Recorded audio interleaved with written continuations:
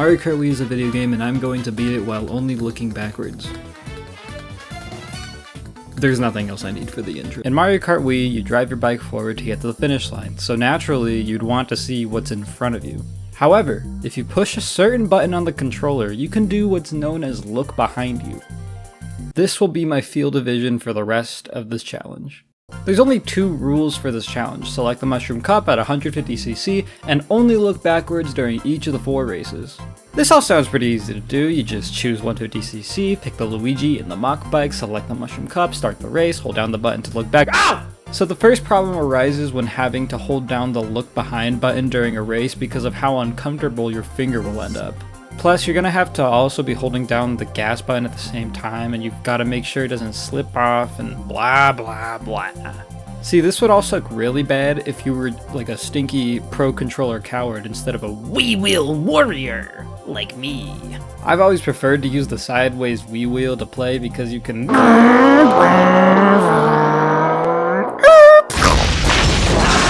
You may think that this is worse because now you can't even use an item reliably.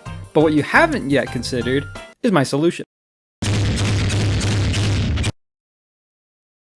Aw, man, I'm stuck with the girl Wiimote now. Fragile masculinity aside, I figured that I would have to resort to a different solution that involved using tape. I had to resort to a more conservative solution that involved a rubber band and a Lego piece. I eventually had to swap out the rubber band for a hair tie because I had run out of dental floss, but once this doohickey was made, we can officially start the challenge.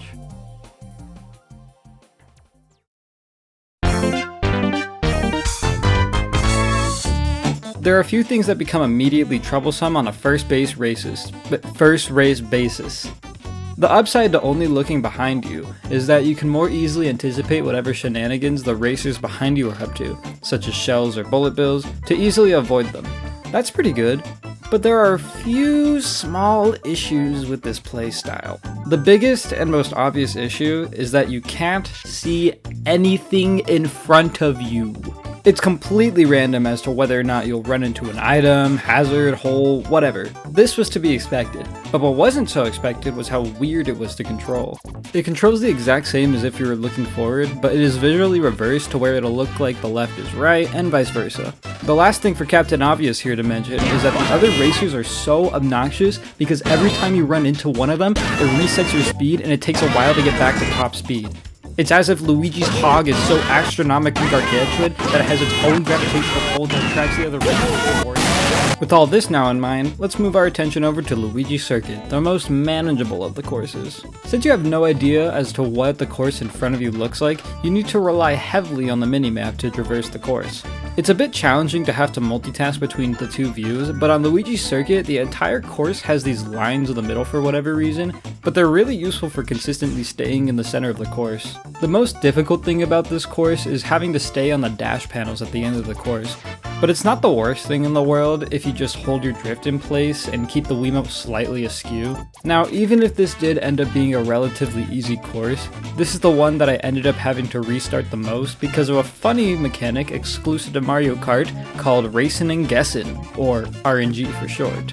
Basically, every moment of the race has the potential for a random occurrence to happen. At any point in time, there could be a banana in front of you that you run into, or maybe a blue shell hits you during the 3rd lap. Sometimes you just get unlucky and have to restart the race. But after a bit of practicing the fundamentals, I was worthy enough to move on to Meadows.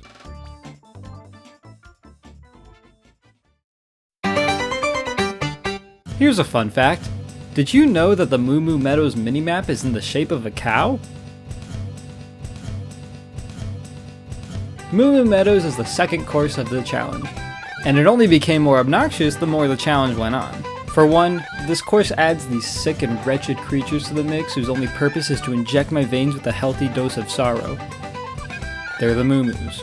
The way they work is that after the first lap, they will waltz onto the course, and when they're in your way, they will cause you to flip out, remove all of your momentum, and steal your item. This would all be sunshine and rainbows if their position on the course wasn't so arbitrary and impossible to predict. Because of this, it's mandatory that you find a way around these beasts in order to complete the challenge, but the solutions available are inconsistent at best. You could be at a lower place to hopefully get a boosting item to go around the Moo-Moos, but you're putting yourself at a heavy disadvantage and you could always just roll a lightning anyways. You could have a shell hit one before you're about to run into it and pass under it, which does work in multiple places, but you're still relying on rolling a shell, and again, the place that the moo-moos can be is arbitrary anyways. You could pray. This one doesn't actually have any downsides. Putting the cattle aside, there's also this section here. These are the cow's udders. Those holes you see there are splotches of grass that you don't want to drive over. The fastest and easiest path is by going up this ramp to gain a boost, get an item, and fly over the grass patch. The only issue with this path is that said ramp is not visible on the minimap, and Luigi's astronomically gargantuan head makes it hard to consistently guess where it is, so sometimes you'll just end up having to slog through the grass anyways. But after a bountiful of lucky dodges, ramp connections, and prayer, I'd made an attempt good enough to prove that I was ready to move on to Mushroom Gorge.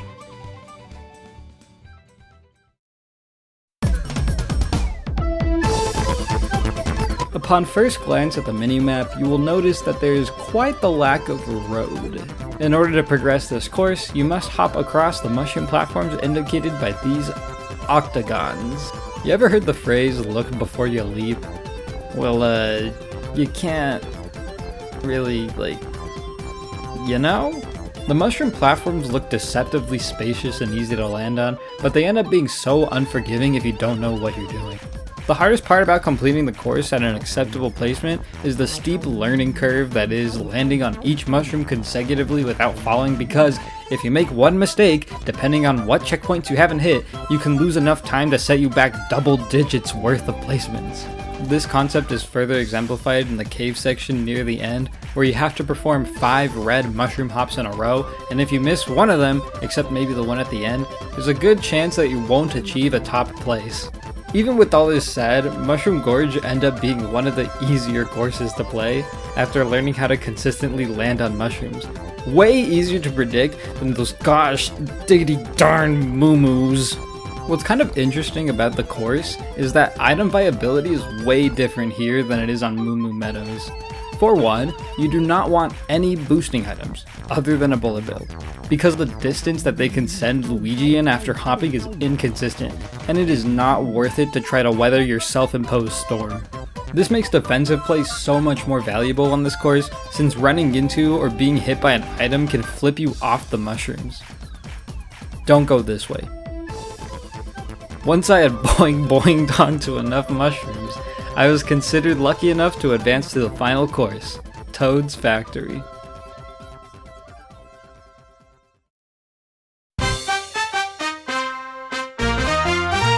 Let's get the positives out of the way. First of all, you're back on the road, meaning that you're not leaping around the course with nothing to catch your fall other than your own game sense. Now let's get to the negatives. I had the assumption that Toad's Factory would be much easier to complete than Mushroom Gorge because road, but this was proven wrong on so many bases. First, there's this conveyor section with these boxes that must be avoided to keep moving at full speed. Thankfully, they're relatively small, but size doesn't matter here since this section is just pure, unfiltered RNG. There is no strategy to this one. Really, you've just gotta hope that you're lucky. There's this section with these 2 roads that alternate from providing a speed boost or a slowdown, and the curvy road is a bit tricky to maneuver without prior practice.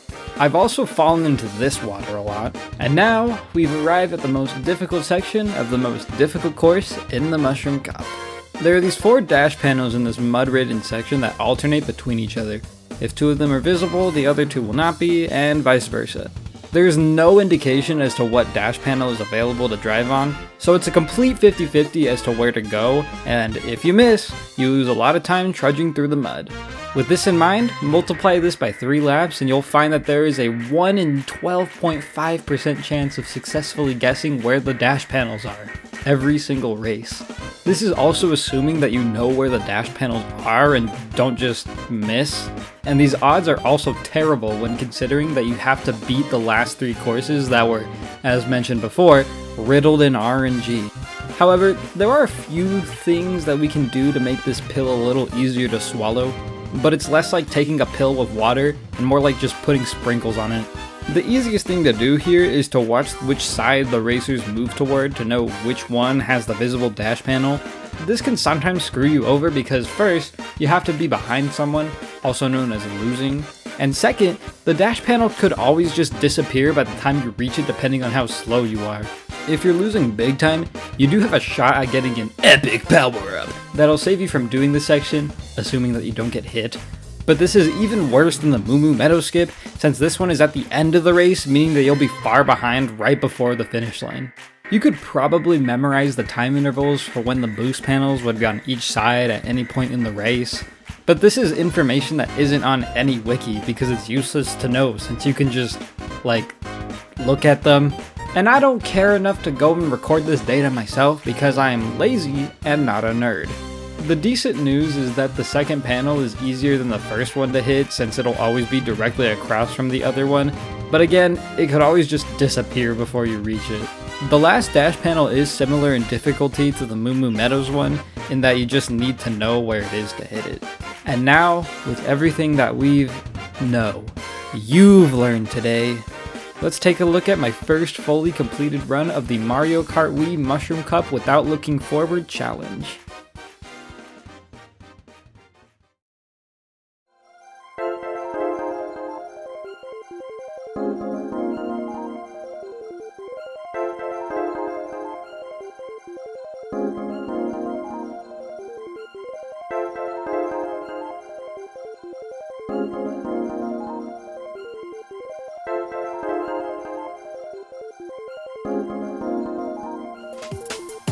I'd done it. I got the green man up to the podium with his third place trophy. The challenge was complete. I beat the Mushroom Cup without looking forward. I don't care if you don't think that third place is enough. This was hard. You cannot do it. Now, even despite this undisputable victory, I went back to grinding for the gold. I wanted a better trophy for the green man. Maybe I'll play a few clips of the best attempts if they were kinda cool. I managed to get Lugia a second place trophy. That's pretty cool and all, but after about 19 hours, 14 minutes, and 9 seconds worth of playtime, I actually got Luigi a gold trophy!